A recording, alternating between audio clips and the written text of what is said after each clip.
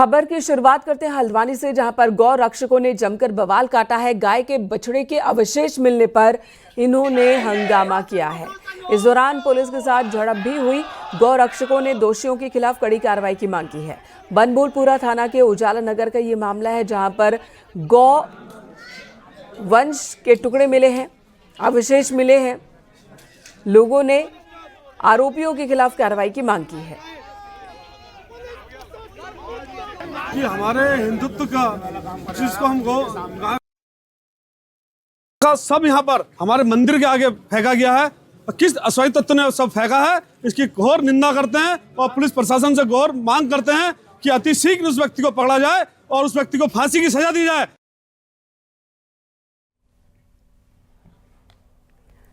दिल्ली में सीएम पुष्कर सिंह धामी ने रक्षा मंत्री राजनाथ सिंह से मुलाकात की और इस दौरान सीएम धामी ने राज्य हित से जुड़े कई मुद्दों पर बात की।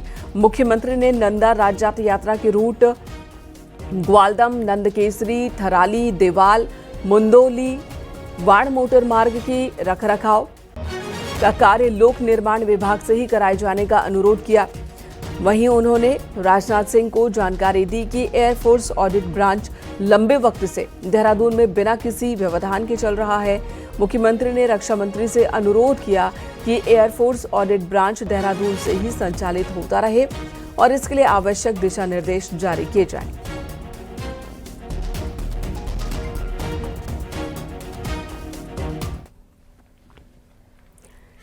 दिल्ली के उत्तराखंड निवास में राज्य की रजत जयंती के मौके पर मुख्यमंत्री पुष्कर सिंह धामी ने प्रवासी उत्तराखंडी वकीलों से संवाद किया।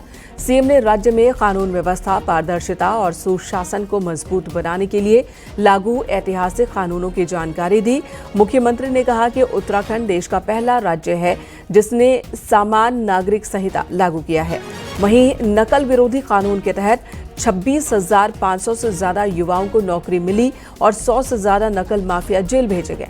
इसी के साथ धर्मांतरण और दंगा विरोधी कानून, ऑपरेशन कालनेमी के तहत अवैध कब्जों पर कार्रवाई, मदरसा बोर्ड समाप्ति और भूमि मुक्त कराने जैसे कदमों को भी साझा किया उन्होंने।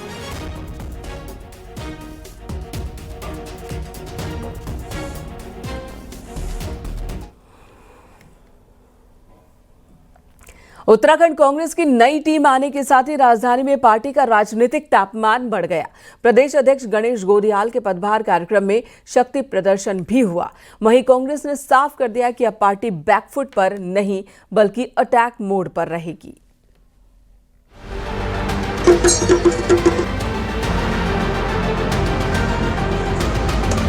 जॉली ग्रांट एयरपोर्ट से ही गणेश गोदियाल का स्वागत किसी साधारण कार्यक्रम जैसा नहीं बल्कि पूरी तरह चुनावी शो ऑफ जैसा दिखा। ढोल नगाड़े, आतिशबाजी, फूलों की बारिश और लगातार बढ़ता रोड शो, जिसने कांग्रेस कार्यकर्ताओं में महीने बाद ऐसा जोश भर दिया। कांग्रेस ने आज पूरी राजधानी में अपनी पॉलिटिकल मौजूदगी भी दर्ज कराई।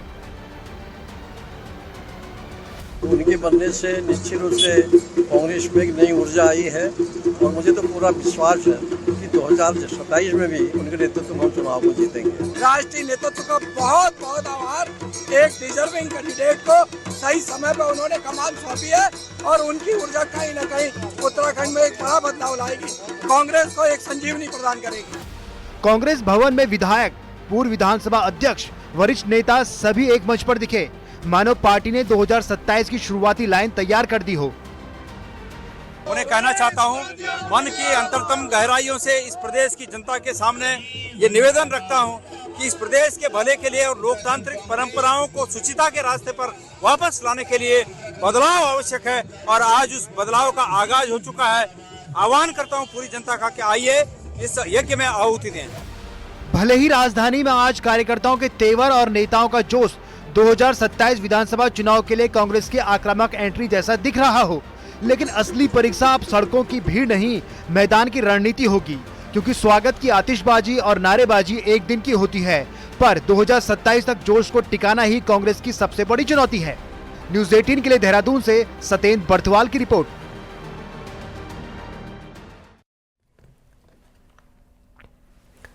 रविवार को जहां कांग्रेस की नई टीम की ताजपोशी हुई, वहीं दूसरी तरफ बीजेपी 2027 की जीत का रोड मैप बनाते दिखी। विधानसभा चुनाव से पहले दोनों पार्टियों ने साफ कर दिया है कि मुकाबला अब पूरी ताकत से होगा।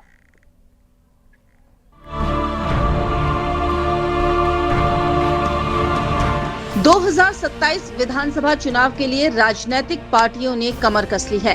कांग्रेस को जहां उम्मीद अपनी नई टीम से है, वहीं बीजेपी को बिहार चुनाव के बाद बूस्टर मिल गया है। सत्ताधारी दल ने अपने सभी मोर्चों को एक्टिवेट करने के साथ ही हर विधानसभा के लिए टारगेट सेट कर लिए हैं। बीजेपी ने प्रधान, बीडीसी सदस्य लेकर जिला पंचायत सदस्यों को जीत के लिए विधानसभा सौंप दी है।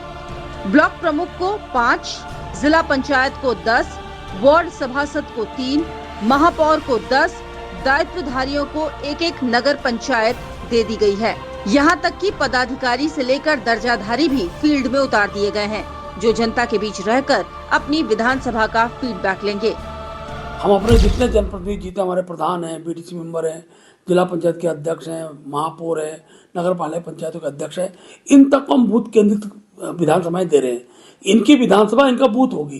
किसी को हम 5 बूथ देंगे, किसी को 10 बूथ देंगे, तो हर व्यक्ति को हम प्रत्याशी बनाएंगे। एक एक निर्वाचित कार्यकर्ता भी बीजेपी का ही प्रत्याशी होगा, लेकिन उसकी विधानसभा चिन्हित होगी, कितने बूथ हम उसको देने वाले हैं। वहीं कांग्रेस का कहना है कि गांव-गांव में सिर्फ बीजेपी का नहीं, बल्कि कांग्रेस का कार्यकर्ता भी है, जो लोगों को बता रहा है कि पिछले 10 सालों में उत्तराखंड में हुआ क्या है। हमारे कार्यकर्ता भी गाँव में विद्यमान हैं। सभी सेवा दल के आज प्रश्न ये नहीं है, आज प्रश्न ये है जो लोग सत्ता में बैठे हुए हैं, उन्होंने इस प्रदेश को कितने घाव दिए हैं, इसकी कल्पना करना भी मुश्किल है। उत्तराखंड में 2027 की चाबी किसके हाथ लगेगी, ये आने वाले समय में साफ होगा। लेकिन अभी बीजेपी और कांग्रेस दोनों ही जीत का दंभ भर रहे हैं। न्यूज़ 18 के लिए देहरादून से भारती सकलानी उनियाल की रिपोर्ट।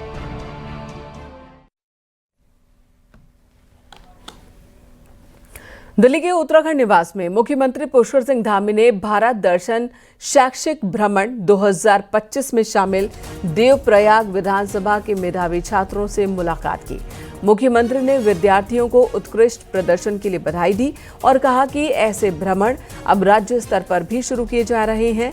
उन्होंने अपने छात्र जीवन का अनुभव साझा किया और कहा कि पहली बार अकेले शैक्षिक यात्रा पर उन्हें लगातार सीखने की प्रेरणा मिली। मुख्यमंत्री ने छात्रों को लक्ष्य निर्धारण, अनुशासन, समय प्रबंधन और आत्मविश्वास पर जोर देने को कहा।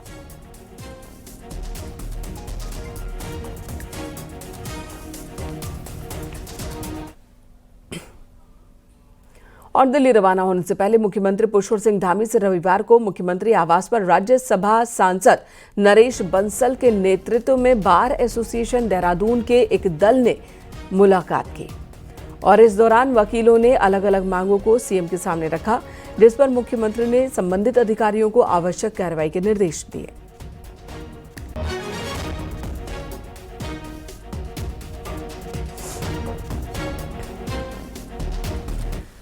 देवप्रयाग के विधायक विनोद कंडारी अपनी विधानसभा के बच्चों को देश घुमाने निकले हैं और इसी कड़ी में वो आज बच्चों को लेकर दिल्ली स्थित गढ़वाल सांसद अनिल बलूनी के आवास पहुंचे। ये कल की तस्वीर हम आपको दिखा रहे हैं।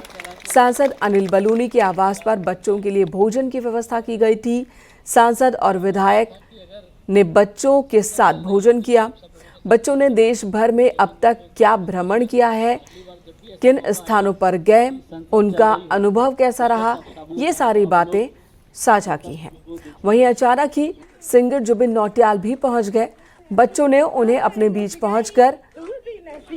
पहुंचा देखा तो काफी उत्साहित हो गए। जुबिन ने गढ़वाली गीतों से बच्चों का उत्साह बढ़ाया। सांसद बलूनी ने विधायक विनोद कंडारी के प्रयासों की सराहना की। मैंने जुबिन भाई इनको कहा कि भाई मैं तुम्हें एक जादू दिखाऊं तो बताओ। तो बोले क्या? मैंने कहा बताओ सबसे बड़ा उत्तराखंड का गायक कौन है बॉलीवुड में? बोले जुबिन नौटियाल। झगुला झबरा छनमनांद रमजम कोतिग जांद, झगुला झबरा छनमनांद रमजम कोतिग जांद, जय गवा की होली श्रवण गनी बोली दिखांद, जय गवा की होली श्रवण। ताचुमा ताचुमा चुमा धीरे तालो, ताचुमा ताचुमा चुमा धीरे तालो। क्या बात है।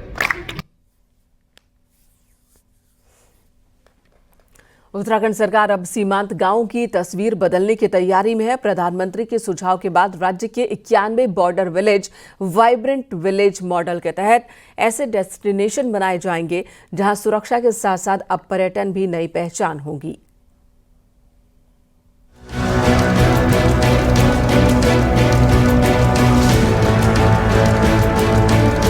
उत्तराखंड के बॉर्डर इलाकों में अब सिर्फ चौकसी ही नहीं बल्कि चहल पहल भी दिखेगी।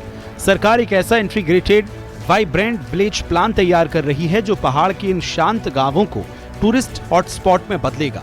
सरकार यहां न सिर्फ होम स्टे का प्रमोट करेगी बल्कि कृषि, बागवानी समेत पशुपालन और मछली पालन जैसी योजनाओं को भी धरातल पर उतारेगी। योजना है कि यहां आने वाले सैलानी खेतों में जाकर अपनी पसंद की सब्जियां तोड़ सकें, छोटे होम फार्म से ताजा नॉनवेज ले सकें और स्थानीय परंपराओं के बीच असली पहाड़ी लाइफस्टाइल को महसूस कर सकें। उत्तराखंड में 91 सीमांत गांवों को वाइब्रेंट विलेज का दर्जा दिया गया है, जिनमें चमोली के 14, पिथौरागढ़ के 51, उत्तरकाशी के 10, चंपावत के 11, यूएस नगर के 5 गांव इसमें शामिल हैं। इन गांवों को ऑल वेदर रोड से जोड़ा जाएगा, साथ ही 4G टेलीकॉम कनेक्टिविटी दी जाएगी और बिजली की व्यवस्था भी कराई जाएगी। इस योजना के अंतर्गत हम लोग ये भी करेंगे कि होम स्टे के अलावा होम स्टे और वगैरह ये सुविधाओं को तो हम विकसित करेंगे ही, साथ में उन गांवों में क्या क्या इंफ्रास्ट्रक्चर की आवश्यकता होगी, क्योंकि टूरिस्ट आएंगे उनके लिए इंफॉर्मेशन सेंटर की आवश्यकता होगी, टूरिस्ट आएंगे अच्छे शौचालयों की ज़रूरत होगी, टूरिस्ट आएंगे तो उनके रहने के लिए एक अलग से इंफ्रास्ट्रक्चर हमें डेवलप। यानी सरकार इन 91 गांवों में infrastructure, home stay, agri tourism और कल्चर वेस्ट एक्टिविटीज का ऐसा मिश्रण तैयार कर रही है जो इन्हें सिर्फ गांव ही नहीं बल्कि भविष्य के सस्टेनेबल टूरिज्म जोन बना देगा। इसके लिए राज्य सरकार ने पहले फेज में 520 करोड़ के प्रस्ताव गृह मंत्रालय को भेजे हैं।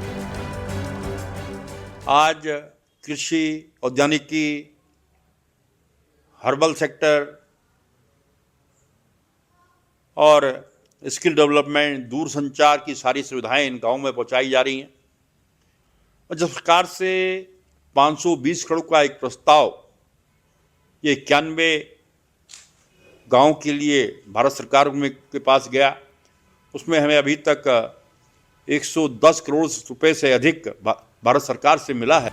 राज्य स्थापना दिवस पर उत्तराखंड आए प्रधानमंत्री नरेंद्र मोदी ने राज्य सरकार को सुझाव दिया था कि उसे वाइब्रेंट विलेज को टूरिस्ट हब के रूप में विकसित करना चाहिए। सरकार ने अब इस दिशा में प्लानिंग शुरू कर दी है, यानी सीमा पर बसे इन गांवों की कहानी अब बदलने जा रही है। अगर योजना सफल रही तो उत्तराखंड के ये वाइब्रेंट विलेज देश की नई पर्यटन की पहचान बनेंगे। न्यूज़ 18 के लिए देहरादून से सुनील नवप्रभात की रिपोर्ट।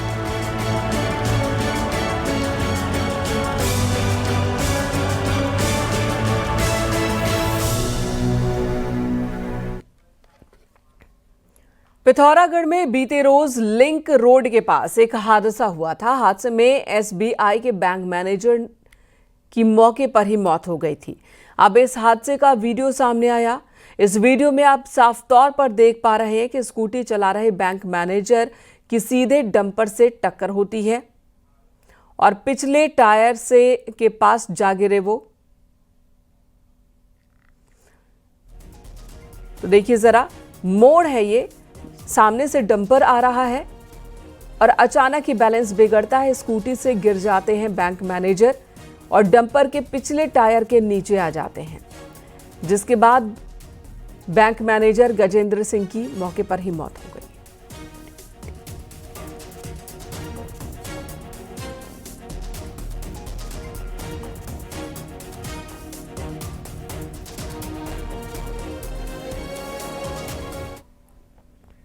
खबर रुड़की से, जहां शहर और देहात क्षेत्रों में पुलिस सत्यापन अभियान चला रही है और बाहरी लोगों का वेरिफिकेशन हो रहा है। इस दौरान किराएदारों का सत्यापन नहीं करने वाले मकान मालिकों पर जुर्माना भी लग रहा है। पुलिस ने हिदायत दी है कि बिना वेरिफिकेशन के कोई भी मकान मालिक किराएदार न रखे।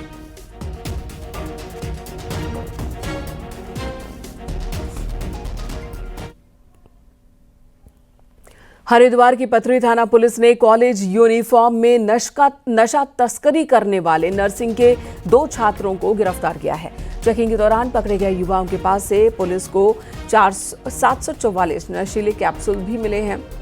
आरोपियों के नाम है शहजाद और अनस, जो लक्सर क्षेत्र के रहने वाले हैं। ये दोनों एक निजी कॉलेज में नर्सिंग सेकेंड ईयर के स्टूडेंट हैं। कॉलेज यूनिफॉर्म की आड़ में नशीले कैप्सूल्स सप्लाई कर रहे थे। पुलिस ने आरोपियों के खिलाफ एनडीपीएस एक्ट के तहत केस दर्ज किया है।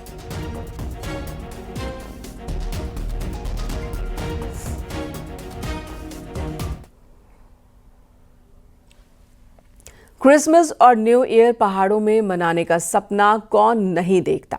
सरोवर नगरी नैनीताल एक ऐसा ही हिल स्टेशन है जहां देश भर से सैलानी नए साल का स्वागत करने के लिए पहुंचते हैं और खास अंदाज में यहां नए साल का स्वागत करते हैं, और इसके लिए होटल से लेकर प्रशासन तक तैयारियों में जुट गया है।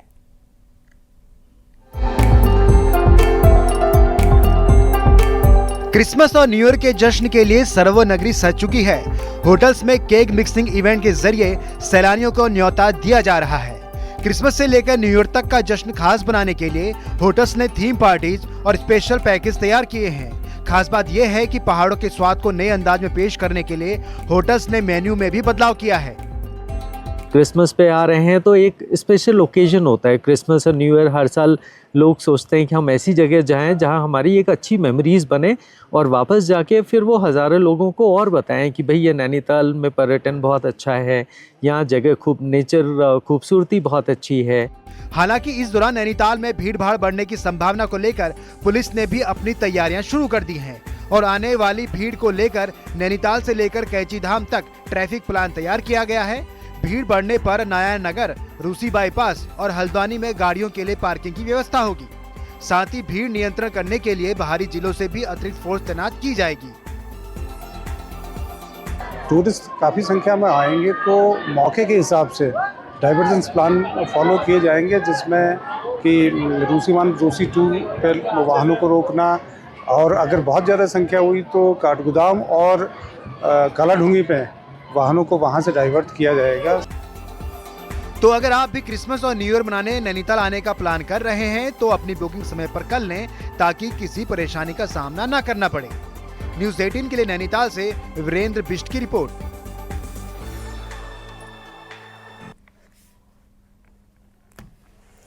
उत्तराखंड के जो लोग गढ़वाली भाषा सीखना चाहते हैं या उसके बारे में समझना चाहते हैं, उनके लिए अब पहाड़ी एआई उपलब्ध है। लंदन में नौकरी कर रहे उत्तराखंड के 2 दोस्तों ने इसे तैयार किया है। दोनों ही पेशे से एआई इंजीनियर हैं। दोनों गढ़वाली भाषा में पहाड़ी एआई ऐप लेकर आए हैं।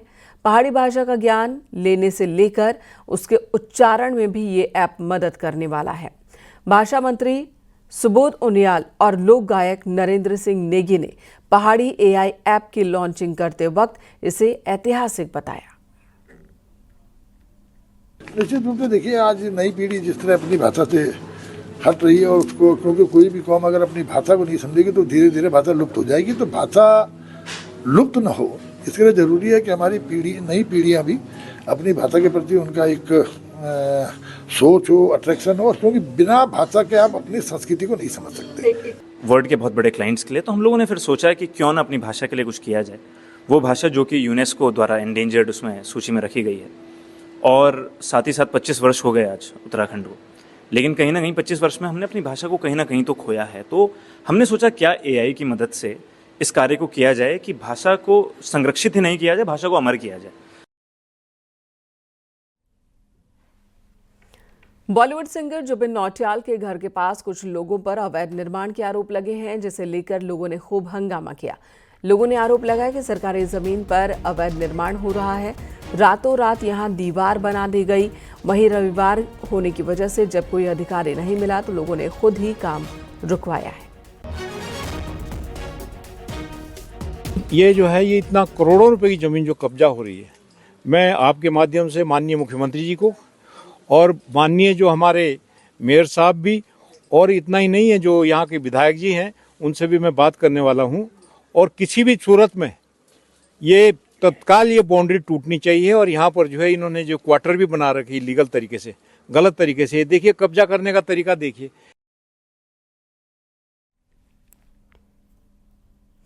हल्द्वानी में वनबुलपुरा की जमीन किसकी है, ये सवाल बड़ा गहरा है और इसी को लेकर सुप्रीम कोर्ट में भी बहस हो रही है। खास बात यह है कि इस जमीन के मालिकाना हक को लेकर कोर्ट में लड़ रहे किसी भी पक्ष के पास जरूरी कागजात नहीं है।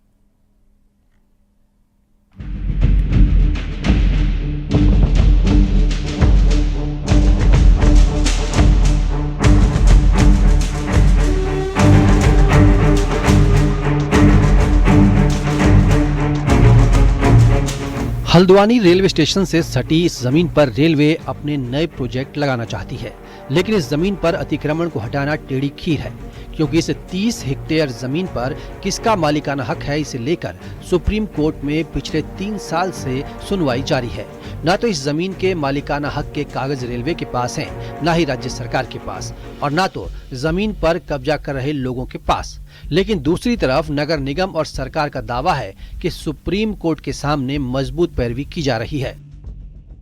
बड़ी गहनता से जांच करके सारे दस्तावेज जितने भी हमसे मांगे गए सभी दस्तावेज हमने कोर्ट को प्रस्तुत कर दिए हैं और मुझे पूर्ण विश्वास है कि ये जमीन खाली होगी और वंदे भारत हल्द्वानी आएगी। स्थानीय लोगों की दलील है कि कुमाऊं के विकास के लिए यह अतिक्रमण हटना बेहद जरूरी है, ताकि रेलवे के विकास के साथ ही पहाड़ का विकास भी हो सके। इसलिए पूरे कुमाऊं के क्षेत्र को रेलवे कनेक्टिविटी से यदि जोड़ना है और वंदे भारत जैसी ट्रेनों को भी चलाने की दिक्कत आ रही है, इसलिए वो बहुत जरूरी अहम समाज के लिए मुद्दा हो गया कि वो अतिक्रमण खाली हो और वहाँ पर रेलवे की सुविधाएं बढ़े। हमारा मानना है कि भाई जहाँ पर भी डेवलपमेंट की आवश्यकता है वहाँ पर इस तरीके के अवैध लैंड है तुरंत हटा दी जानी चाहिए। दरअसल हाई कोर्ट दिसंबर 2022 में ही हल्द्वानी रेलवे स्टेशन से सटी हुई 29 हेक्टेयर जमीन को खाली करने का आदेश दे चुका है, जिसके खिलाफ स्थानीय लोग सुप्रीम कोर्ट पहुंच गए और सुप्रीम कोर्ट के निर्देश पर जो सर्वे हुआ उसके मुताबिक इस इलाके में 3500 से ज्यादा घर बने हुए हैं, जिसमें 5000 से ज्यादा परिवार रहते हैं। सूत्रों के मुताबिक इनमें से 2000 से ज्यादा परिवार उत्तराखंड मूल के नहीं हैं। सुप्रीम कोर्ट में अब 2 दिसंबर को सुनवाई होगी और इस दौरान उत्तराखंड सरकार और रेलवे ब्रिटिश दौर के वो नक्शे कोर्ट में पेश करेगा, जिसके आधार पर जमीन के मालिकाना हक का रास्ता साफ होगा। हल्द्वानी से न्यूज़ 18 के लिए शैलेंद्र नेगी की रिपोर्ट।